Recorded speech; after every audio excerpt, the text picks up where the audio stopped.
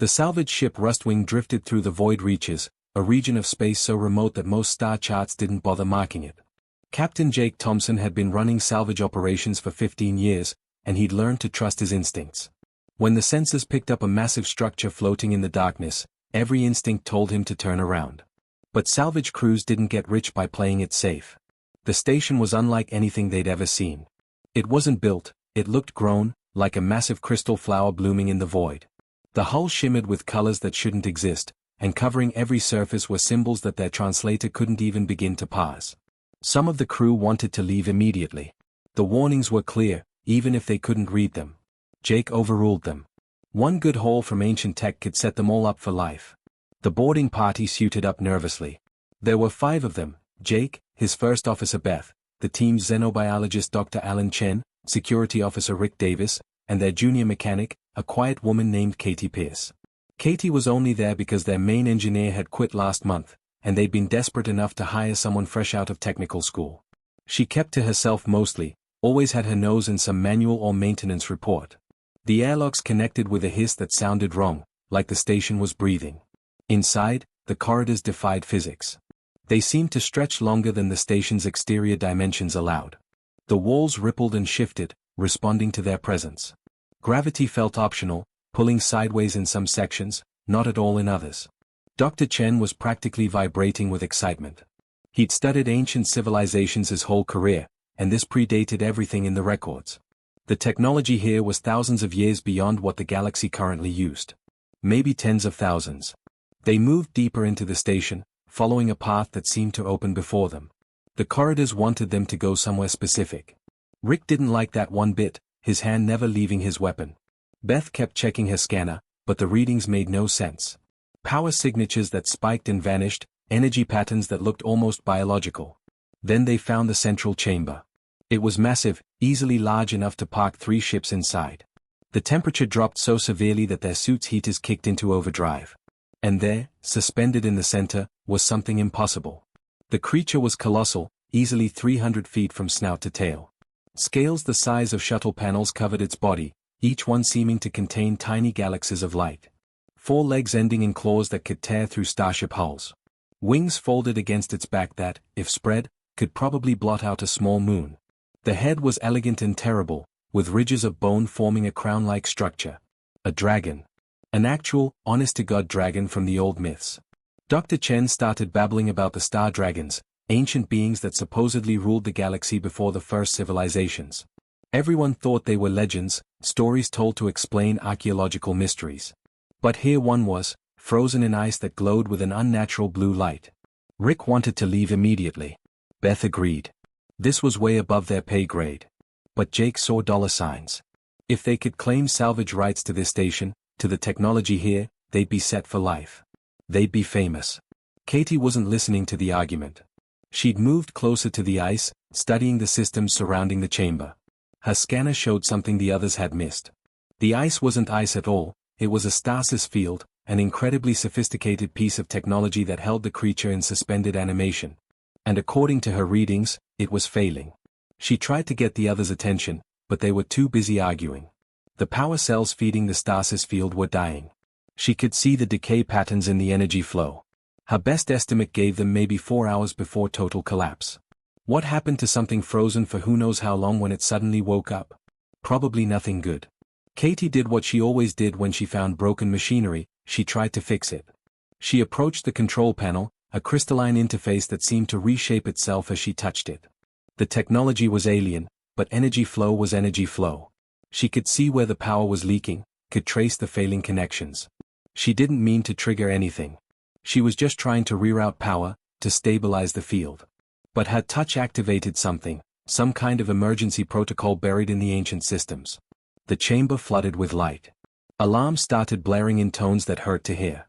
And inside the ice, something moved. The dragon's eye opened. It was massive, easily the size of a transport shuttle, and burned with golden fire. The pupil contracted, focusing with terrible precision directly on Katie. She froze, unable to move, barely able to breathe. The others finally noticed. Rick shouted something. Beth grabbed Jake's arm.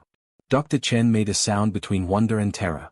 And then they ran, all of them sprinting back toward the airlocks. All except Katie.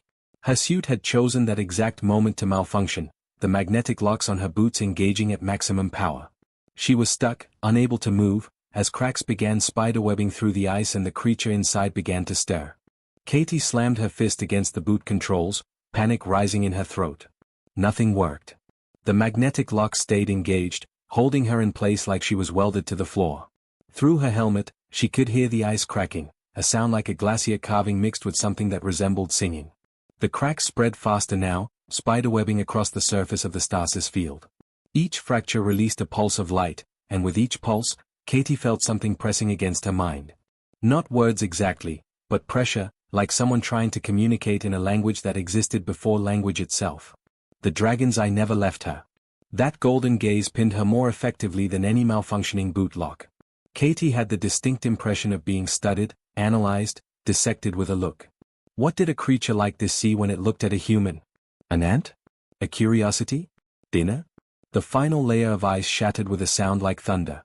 The dragon moved, unfolding itself in terrible slow motion. Each movement was graceful despite the creature's enormous size.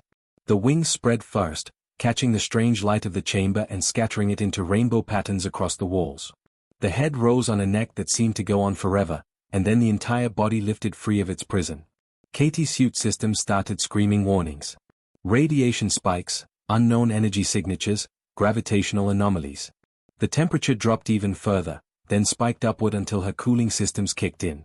The dragon was so massive that its mere presence distorted everything around it. Then it spoke. The sound hit her like a physical force. It wasn't sound at all, not really. It was pure thought, raw communication beamed directly into her brain across every frequency her neural implants could detect. Katie dropped to her knees, even with the boot locks fighting her hands clutching her helmet as if she could somehow block it out. Most people would have passed out immediately. The psychic pressure was immense, designed for minds that operated on completely different principles than human brains. Katie heard stories later about what happened to the rest of her crew when they were still in range of that first broadcast. Beth had collapsed in the corridor, bleeding from her nose. Rick had started screaming. Even Dr. Chen, who'd spent years studying ancient alien psychology, had been reduced to a trembling mess. But Katie's brain worked differently. She'd known since childhood that her neural pathways didn't fire the same way as most people. Social cues that others found obvious sailed right past her. Bright lights and loud noises that others tolerated could overwhelm her completely. But information, patterns, systems, those she could process in ways that left neurotypical people baffled. The dragon's psychic broadcast was agonizing, like someone had turned every thought in her head up to maximum volume. But it didn't break her. She gritted her teeth and bore it, waiting for the pain to pass. After what felt like an eternity but was probably only seconds, the pressure eased. The dragon's massive head tilted, those golden eyes narrowing. It had expected her to fall, to break like the others. The fact that she hadn't seemed to confuse it. Katie did something then that surprised even herself. She talked back. Not through the psychic channel, she had no idea how to do that. She just used her voice, her normal speaking voice, made tinny by the helmet speakers. Could you maybe not do that? The whole mind thing? It really hurts. The silence that followed was profound. The dragon went completely still, which was somehow more terrifying than when it had been moving. Katie could see herself reflected in those enormous eyes, a tiny figure in a salvage suit, looking utterly insignificant. Then the dragon moved closer, bringing its head down until it was level with her. This close, Katie could see details she'd missed before. The scales weren't solid, they were lead, each one containing circuits of light that pulsed like data flowing through processors. The eyes weren't just golden, they contained depths, like looking into a star. The psychic pressure returned, but different this time.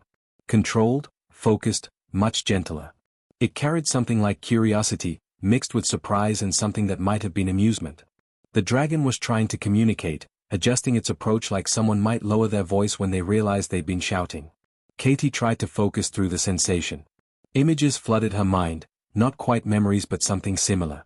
She saw other dragons, dozens of them, gathered around a chamber much like this one. She saw them making a choice, volunteering to sleep. She felt the weight of responsibility, of watching over something precious. You were supposed to sleep, Katie said slowly, piecing together what the dragon was showing her. You and the others. You were waiting for something. The dragon pulled back slightly, and the images changed. Katie saw the station as it had been, pristine and fully powered. She saw other chambers, other dragons entering stasis. Then she saw the sabotage. Figures moving through the corridors, humanoid but not human. They carried weapons that made her skin crawl just looking at them. One by one, the other chambers went dark.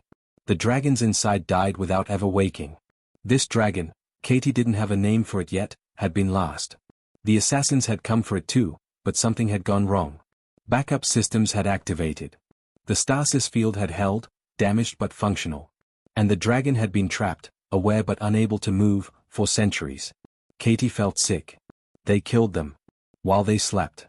And you had to watch. The dragon's response carried emotions that transcended species. Rage, yes, but also grief so profound it made Katie's eyes water. And underneath it all, determination. Purpose. Katie's boots finally released, the magnetic locks disengaging with a click. She could run now, follow the others back to the ship. Every instinct she had screamed at her to do exactly that. But Katie had spent her whole life fixing broken things because they didn't judge her, didn't expect her to be something she wasn't. And right now, looking at this massive, ancient, grieving creature, she saw something broken that desperately needed fixing. "I'm Katie," she said. "I'm a mechanic. I fix things." She took a breath. "I think maybe I can help you fix this." The dragon studied Katie for what felt like an eternity. Then it did something unexpected. It pulled back, giving her space, and the psychic pressure faded to a manageable background hum. Through that connection, Katie felt something that might have been acceptance, or perhaps desperation. Either way, the creature was willing to let her try. Getting the Rustwing crew back on board took some convincing. Jake wanted to cut their losses and run. Beth had needed medical attention for the nosebleed. Rick flat out refused to go near the station again. But Katie explained what she'd learned, what had happened to the other dragons, and slowly they began to understand the implications. If this dragon's story was true, then someone had committed genocide against the most powerful beings in the galaxy. And that someone was likely still out there. Dr. Chen was the first to come around. His academic curiosity outweighed his fear. Then Beth, who'd always been better at seeing the big picture than Jake. Eventually, even Rick agreed, though he kept his weapon close at all times. Jake was the last holdout, but when Katie pointed out that the station's technology alone could make them all rich beyond imagination, he relented. They started slowly. Katie set up a workspace in one of the outer chambers, far enough from the dragon that the others could tolerate being there. The dragon, it had eventually shared a name that Katie's brain translated roughly as Catherine, stayed in the central chamber, but its presence was always felt. A constant psychic whisper at the edge of awareness. The first week was mostly Katie trying to understand the station's systems. Nothing worked the way human technology did. There were no simple circuits, no obvious power sources. Everything was integrated, organic almost, like the station was a living thing rather than a machine. Dr. Chen theorized that dragon technology didn't distinguish between the two concepts the way human thinking did. Katie approached it like she approached any broken system. She watched what it did rather than trying to understand what it was supposed to do. She traced power flows, marked where energy went, noted what happened when she touched certain panels. It was frustrating, meticulous work, but gradually she began to see patterns. Catherine watched her work with what Katie interpreted as skepticism. The dragon had lived for thousands of years, had created technology that human civilization couldn't dream of matching. What could this short-lived creature possibly offer? The breakthrough came in the second week. One of the station's dimensional drives had been damaged during the attack, its elegant crystalline matrix fractured beyond repair.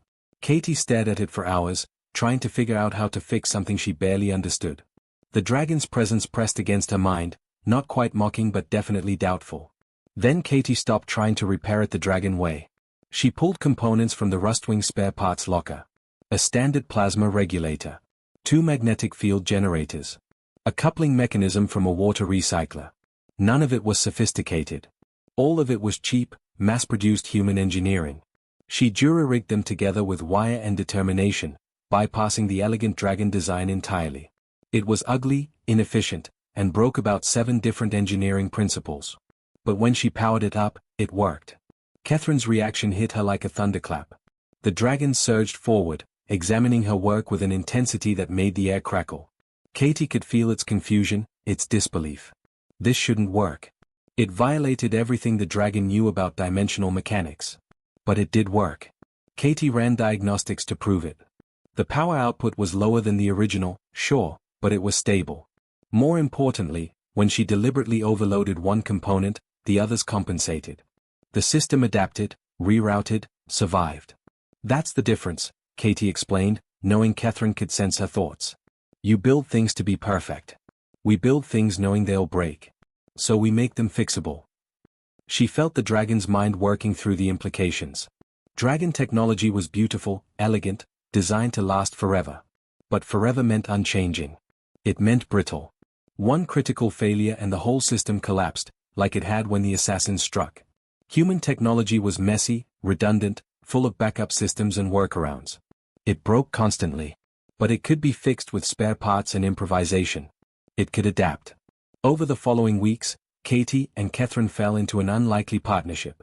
The dragon would show her systems that needed repair, and Katie would fix them her way, with human solutions that made Catherine's perfectionist nature recoil. But each fix worked, and slowly the station came back to life. The others helped where they could. Beth coordinated supplies and kept the Rustwing ready for quick departure if needed. Rick maintained security, setting up sensors around the station's perimeter. Dr. Chen documented everything, knowing they were witnessing something unprecedented. Even Jake made himself useful, using his salvage expertise to identify which ancient components might have human equivalents. As the station systems came online, Katie learned more about what had happened. The dragons hadn't been conquered or driven out. They'd made a choice. The younger races, humans, and dozens of others, had been developing, growing, reaching for the stars. But they kept finding dragon technology they couldn't possibly understand. Kept trying to use power sources that could crack planets. Kept nearly destroying themselves. So the dragons decided to sleep. To leave behind repositories of knowledge, sealed and hidden, meant to be found only when the younger races had matured enough to use them safely. It was an act of incredible faith and sacrifice. But someone hadn't wanted that knowledge shared. Someone had hunted down the sleeping dragons and murdered them, stealing what they'd meant to give freely. And that someone had used the stolen technology to build an empire. Katie accessed the station's damaged memory banks and pulled up records of the attack.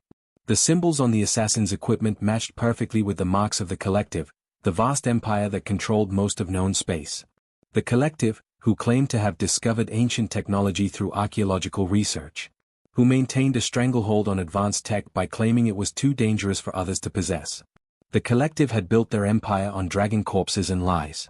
Catherine's rage when Katie showed her this discovery was terrifying.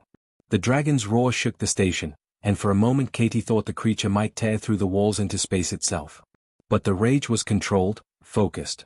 Catherine had waited centuries for this. It could wait a little longer. Then the station's long-range sensors activated, and they detected ships approaching. A lot of ships.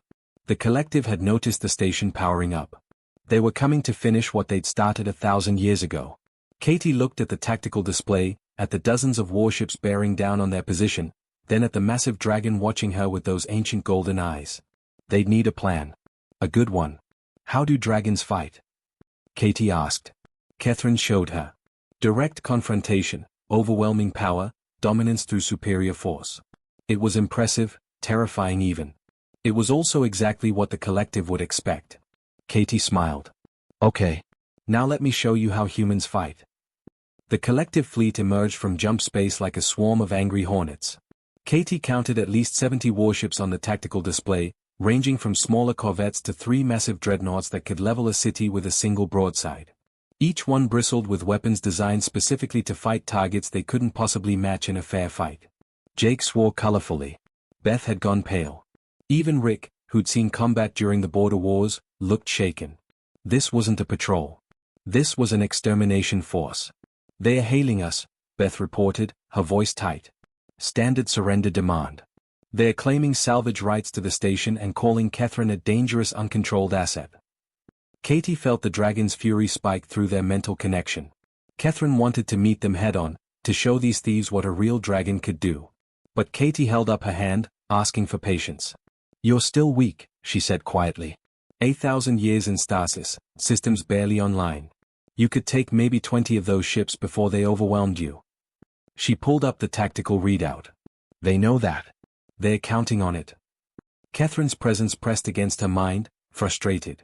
The dragon wasn't used to retreating, wasn't built for caution. Every instinct it had screamed for direct confrontation. I know, Katie said. But humans don't fight fair. We can't afford to. Let me show you something better. She'd spent the last 3 days preparing, ever since the long-range sensors had picked up the fleet's approach. The station was a maze of partially repaired systems, jury-rigged solutions, and equipment that looked broken but wasn't. Or equipment that looked functional but was actually a disaster waiting to happen. Katie had made sure of both. The plan was insane. Rick had said so at least a dozen times. But Jake had come around when Katie showed him the numbers, and Dr. Chen was fascinated by the psychology of it. Beth just kept running simulations, trying to find the fatal flaw, and kept coming up empty. "All right," Jake announced. "Crew of the Rustwing, we're going with the mechanics plan. Stations everyone." The collective fleet finished its approach, forming a standard siege pattern around the station. They weren't taking chances. The commander, a woman named Admiral Vex according to the communication logs, had fought dragons before. She'd been there for the last purge, 1,000 years ago. The collective had extended her life with stolen technology, keeping their best dragon killer around for exactly this situation. Vex's voice came through crystal clear. "Ancient Station, this is your final warning. Power down and prepare for boarding. The creature inside is property of the collective under archaeological salvage laws. Resist and we will use lethal force." Katie opened a channel. "This is Katie Pierce of the Rustwing. That dragon has a name, and it's been here a lot longer than your fake empire. You want it? Come and get it." She cut the channel before Vex could respond and nodded to Catherine. "Your turn. Make it look good." The dragon exploded from the station in a burst of light and fury. Even weakened, Catherine was magnificent. The scales caught the light of distant stars and reflected it back amplified. The wings spread wide enough to eclipse a corvette. And when Catherine roared, it wasn't just sound, it was a psychic challenge that made every sensor on every ship scream warnings. The collective fleet opened fire immediately. Plasma bolts, missile salvos, particle beams, enough firepower to slag a small moon. Catherine twisted through the onslaught with impossible grace, but some shots connected. Katie watched through the station's sensors as sections of the dragon's scales cracked, as energy burns appeared along Catherine's flanks. The dragon fought back, targeting the closest ships with focused energy beams that tore through shields like tissue paper. 3 corvettes went dark in the first 30 seconds. A destroyer lost its main drive and started spinning out of control. But there were too many. 4 every ship Catherine disabled, 3 more pressed in. Katie watched the tactical display with her heart in her throat. Catherine was following the plan, but seeing the dragon take hit after hit was harder than she'd expected. Through their connection, she could feel every impact, every wound. The pain was distant but real. "Now," she whispered. "Fall back." Catherine broke off the attack and retreated toward the station. It looked desperate, looked like the dragon was running out of steam. Several scales were missing, trailing debris. 1 wing looked damaged. The fleet saw blood in the water and pursued eagerly. "They're taking the bait," Beth confirmed. "All ships moving to engage. They're dropping siege formation." Perfect. Katie had counted on their aggression, on their confidence. They'd beaten dragons before. This looked like it would be no different. The fleet closed in, pouring fire onto Catherine as the dragon limped back to the station. They were so focused on their target that they didn't notice the station's systems coming online. Didn't notice the power readings shifting, the defensive grids activating. Catherine reached the station and dove into the central chamber. The fleet followed, surrounding the structure completely, preparing for the final barrage. "Katie?" Jake asked, his finger hovering over the activation switch. She took a breath. "Do it." The station came alive. Every system she'd spent weeks repairing activated at once. But not the way the collective expected. The main shield generator that looked like it was running at full power? It had been rigged to fail catastrophically, releasing a massive electromagnetic pulse that fried the senses of everything within 1,000 meters. Half the fleet went blind in an instant. The dimensional drive she'd fixed with spare parts? She'd calibrated it to create unstable gravity wells throughout the combat zone. Ships found themselves pulled in random directions, colliding with each other, their targeting solutions suddenly worthless. The power conduits she'd rerouted? They'd been storing energy for days, and now they released it all at once through the station's defunct weapons. Except the weapons weren't defunct, they just looked that way. Beams of coherent energy lanced out, not at the ships themselves but at their engines, their weapon systems, their critical infrastructure. And those were just the obvious traps. Katie had spent days rigging every system on the station to fail in exactly the right way. A coolant leak here that became a flash freeze trap. An overloading reactor there that created a radiation burst. Debris fields that looked like structural damage but were actually calculated to foul engines and tear hulls. The fleet panicked. Ships that had been coordinating perfectly seconds ago were now blind, confused, and taking fire from what looked like a dead station. They tried to return fire but hit each other as often as they hit their target. The gravity wells Katie had created made conventional navigation impossible. Several ships jumped to light speed in desperation and emerged seconds later having collided with each other. Then Catherine emerged from the central chamber, and the dragon wasn't weak anymore. The wounds had been theater, holographic projections Katie had set up. The dragon was tired, yes, but far from beaten. And now it had a disorganized, panicking fleet to deal with instead of a coordinated attack force. What followed wasn't a battle. It was a slaughter. Catherine moved through the confused fleet like a surgeon, targeting command ships, communications arrays, anything that might let them regroup. Katie kept the station systems cycling through failures and surprises, never letting the collective establish any kind of rhythm. Admiral Vex tried to rally her forces, but her flagship's communications were jammed by a system Katie had specifically modified for that purpose. By the time Vex managed to restore contact, half her fleet was disabled or destroyed. The remaining ships jumped to light speed, retreating in disorder. They left behind wreckage, escape pods, and 37 ships too damaged to run. Katie immediately began broadcasting rescue coordinates for the escape pods. They were going to win, but she wasn't going to let people die unnecessarily. When it was over, Catherine returned to the station. Through their connection, Katie felt something new from the dragon. Not just gratitude or respect. Something like wonder. The dragon had fought for thousands of years, had commanded fleets and conquered systems. But it had never fought like that, dirty, improvised, without a shred of honor or fair play. It had never fought like a human. The debris field around the station told the story of what had happened. Disabled warships drifted in silence, their crews already evacuated to rescue vessels that had arrived within hours. The collective would recover eventually, but their reputation had taken a hit they wouldn't soon forget. A single dragon and a salvage crew had humiliated their most powerful fleet. Katie sat in the central chamber, exhausted down to her bones. She'd been awake for nearly 40 hours straight, monitoring systems, adjusting traps, keeping everything running on hope and improvisation. Now that the adrenaline had worn off, she could barely keep her eyes open. Catherine settled nearby, the dragon's massive form coiled in a way that might have been the equivalent of sitting down. Through their mental connection, Katie felt the creature's exhaustion too. The fight had taken more out of Catherine than the dragon wanted to admit. 1,000 years of sleep couldn't be shaken off in a few weeks, no matter how much willpower you had. That was incredible, Dr. Chen said, appearing in the doorway with Beth and Jake. Rick had stayed on the Rust Wing, monitoring for any signs of the collective returning. I've studied military history my entire career, and I've never seen anything like that. The way you turned their own aggression against them, used their expectations as a weapon. Katie shrugged, uncomfortable with the praise. I just did what made sense. They expected a dragon fight, all power and glory. So we gave them a mechanics fight instead.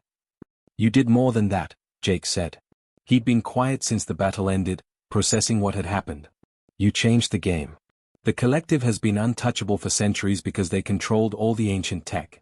Now everyone knows there's a dragon out there, and that dragon has a human mechanic who can make their technology work. Katie hadn't thought about it that way.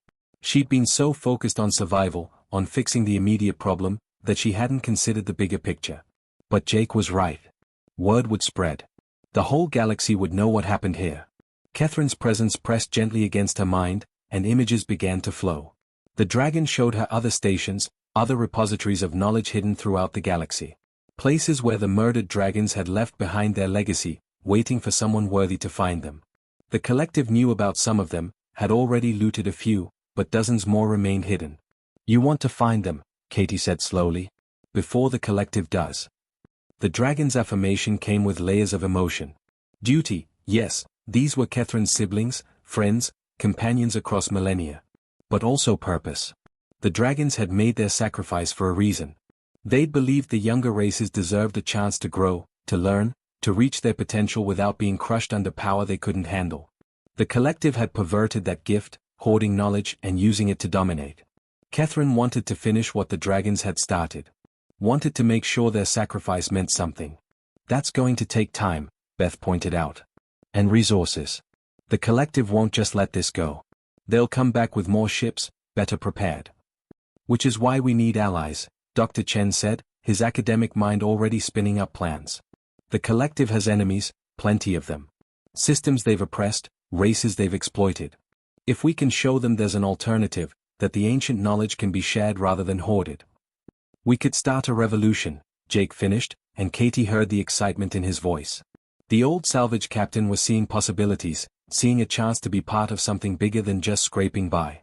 Katie looked at each of them. Jake, who'd taken a chance on an inexperienced mechanic because he was desperate. Beth, who'd kept them all alive with her careful planning and steady hand. Rick, still on the ship, who'd faced his fears and stayed despite every instinct telling him to run. Dr. Chen, whose enthusiasm for discovery had never wavered even in the face of a living dragon. And Catherine, an ancient being from a time before human civilization existed, willing to work with these short-lived creatures because they'd shown the dragon something new. Something valuable. I have a condition, Katie said finally. Catherine's attention focused on her, curious. We do this together. Not dragon and servants, not teacher and students. Partners. Equals. She stood up, walking closer to the massive creature. You know things we don't, sure. But we know things you don't too. The last few weeks proved that. Your way isn't better than ours, and ours isn't better than yours. But together? Together we might actually be able to pull this off. The silence that followed felt heavy. Katie knew she was asking for something unprecedented. Dragons didn't do partnerships. They ruled, they commanded, they led. Asking one to accept humans as equals was like asking a star to orbit a planet. But Catherine had learned something over the past weeks. Had watched Katie fix problems with solutions that should never work but did. Had seen human determination, human adaptability, human creativity. The dragons had built a galaxy through perfection and power. They'd created wonders that still echoed through time. And they'd failed. When the crisis came, when assassins moved through their stations, the dragons had been helpless. Their perfect systems had no redundancies, no backup plans. Their power had made them brittle. Katie felt the dragon's decision before Catherine communicated it. The answer came not in words but in a gesture, the massive head lowering until they were at eye level, a sign of respect between equals. Well then, Jake said, breaking the moment. I guess the crew of the Rustwing just became revolutionaries. Beth, start plotting courses to those station coordinates. Dr. Chen, figure out how we're going to explain this to the rest of the galaxy without starting a panic. And somebody tell Rick he can come back inside now. The crew dispersed, leaving Katie alone with Catherine. The dragon's presence in her mind was comfortable now, familiar. She could feel the creature's excitement, carefully controlled but definitely there. For the first time in 1,000 years, Catherine had hope. Not for what had been lost, but for what might be built. You know this is going to be messy, right? Katie said. We're going to make mistakes. There'll be setbacks, failures, probably some disasters along the way. Catherine's response carried something that might have been amusement. The dragon had lived through the rise and fall of civilizations, had seen countless mistakes and disasters. A few more wouldn't make much difference. Fair point, Katie admitted. She pulled up her datapad, looking at the list of repairs still needed on the station. Then she looked at the coordinates of the other hidden repositories. So much work ahead. So many broken things to fix. But Katie had always been good at fixing broken things. A month later, the first broadcasts began. Not from the collective's controlled networks, but through underground channels, pirate relays, anywhere people might be listening who were tired of the collective's lies. The message was simple: the ancient knowledge wasn't meant to be hoarded. It was meant to be shared. And there was a dragon working with humans to make sure that happened. The responses came pouring in. Some skeptical, some hopeful, many desperate. Systems that had suffered under collective rule. Scientists who'd been blocked from researching certain technologies. Engineers who'd been told they couldn't possibly understand ancient systems. Katie answered them all, one message at a time. She shared schematics, explained principles, taught people how to look at dragon technology not as something mystical and untouchable but as systems that could be understood, adapted, improved. She wasn't trying to make humans into dragons. She was showing them how to be better humans. And Catherine watched, learning as much as teaching. The dragon saw how quickly these short-lived beings adapted, how they took knowledge and immediately started finding new applications, new combinations, new possibilities that had never occurred to immortal minds. They were chaotic, messy, inefficient. They were magnificent. The collective tried to shut down the broadcasts, but information wanted to be free, and humans were very good at finding ways around censorship. Within 3 months, 17 systems had broken away from collective control. Within 6 months, the number had doubled. The revolution had begun. And at its heart was a mechanic and a dragon, working side by side, proving that sometimes the best solutions came from the most unlikely partnerships. Katie looked at her growing to-do list and smiled. So many broken things still to fix. So much potential waiting to be unlocked. She couldn't wait to get started.